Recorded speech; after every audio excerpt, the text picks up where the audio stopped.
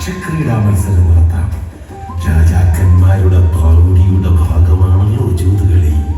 അനുജ ദുര്യോധനാണ്. ദ്യൂതം അതിവിനാശകരമാണ്. ദ്യൂതലഹരി സർവവിനാശങ്ങൾക്കും കാരണമാകും. അതിനാൽ ഞാൻ ഈ ക്രീഡയ്ക്ക് തയ്യാറല്ല. സാമ്രാട്ട് യുധിഷ്ഠിരന് ഭയമോ? പകിടയറിയാൻ ഭയക്കുന്നവൻ രാജ്യം ഭരിക്കുന്നത് എങ്ങനെ യുധിഷ്ഠിര? പാണ്ഡവർക്ക് ഭയമോ? ശരി, നമുക്ക് കളി ആരംഭിക്കാം. ഞങ്ങൾ തയ്യാർ. അപ്പോൾ പണയമെന്ത്? പണയം എന്റെ രാജ്യത്തുള്ള ധനം, സൈനികർ, ആയുധങ്ങൾ തുടങ്ങിയ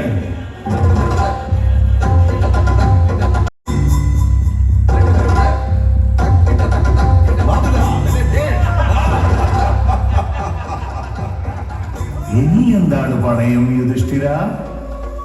ഞാനും എന്റെ 4 സഹോദരന്മാരും.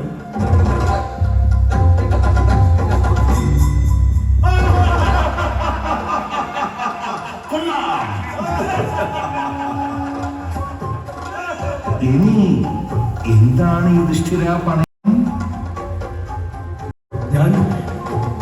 ഞാൻ ഈ കളി ഇവിടെ നിർത്തുന്നു. എനിക്ക് പണയം വെക്കാനായി ഒന്നും തന്നെ ഇല്ല. അത് ശരിയല്ലല്ലോ ജ്യേഷ്ഠ. ഞാൻ നിങ്ങൾക്കൊരു അവസരം കൂടി തരാം. അങ്ങ് പണയം വെച്ചതെല്ലാം ഞാനും പണയം വെച്ചല്ലോ. പക്ഷെ ജയം അത് എന്റേതായിപ്പോയി. ഈ അവസാന പന്തയത്തിൽ ഞാൻ എന്റെ പത്നി ഭാനുമതിയെ പണയം വെക്കുന്നു. താങ്കൾ ജയിച്ചാൽ ഇതുവരെ നഷ്ടപ്പെട്ടതെല്ലാം ഞാൻ തിരിച്ചു നൽകും. താങ്കൾ അവസാന പണയമായി ദ്രൗപതിയെ വെക്കുക. നഷ്ടപ്പെട്ടതെല്ലാം തിരിച്ചെടുത്തോളൂ. ശരി, ഞാൻ ദ്രൗപതിയെ പണയമായി വെക്കുന്നു.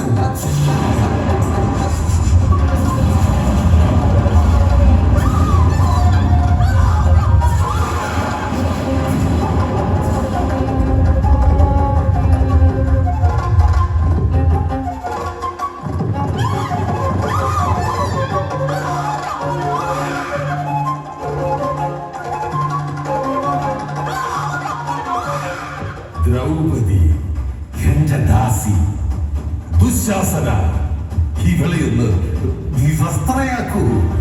ഞാൻ എന്റെ ദാസിയുടെ ആകാരവടി ഒന്ന് കാണട്ടെ. ദാസി, ഇന്ന് നിനക്ക് മനസ്സിലാകും, മാനവും അപമാനവും എല്ലാവർക്കും തുല്യമാണ്. ദുശാസന, നോക്കി നിൽക്കാതെ ഇവളുടെ ഉടുപ്പ അഴിച്ചു മാറ്റൂ.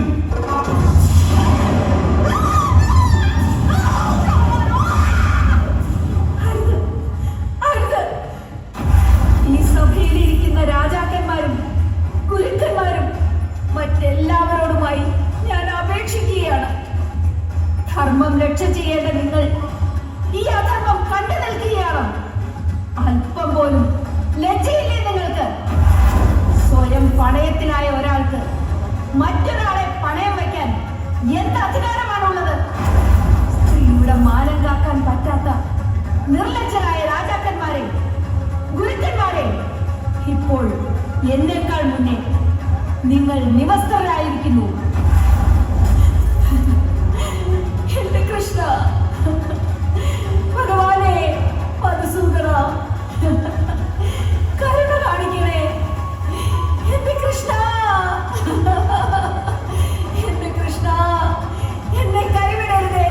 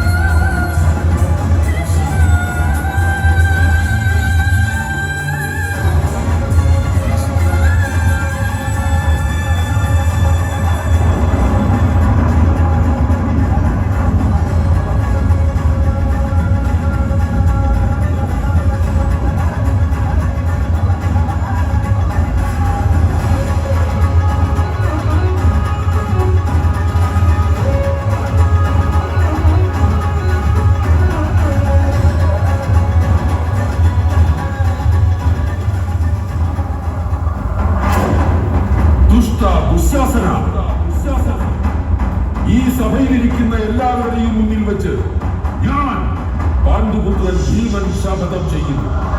നിന്റെ ജ്യേഷ്ഠത്തിയായ ദ്രൗപദിയോട് യാതൊരു ലജ്ജയും കൂടാതെ നിന്റെ മടിയിലിരിക്കാൻ പറഞ്ഞ നിന്റെ തുടർന്ന് നിന്നെ ഞാൻ കാലമിരിക്കയക്കും.